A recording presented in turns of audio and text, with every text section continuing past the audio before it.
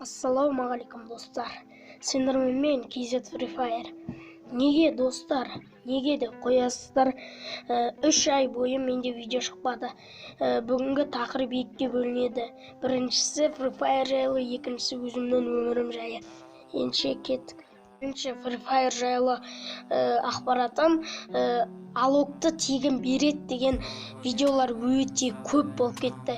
Оған достар сенбеңіздер, код жаз, анау-мынау перезагрузка жаса, оның барлығы достар өтірік әңгіме.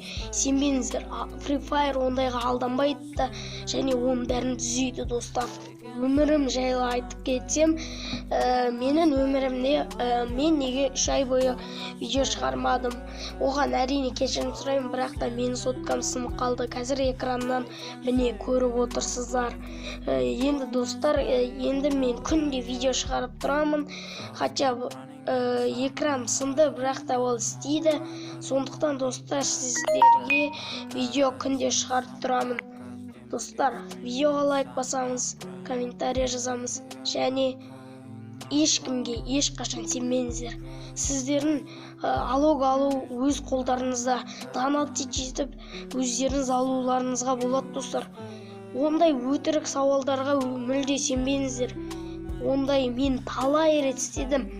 Келесі видеода оның барлығын тексереміз достар. Және халяваларды түсірейін ба достар?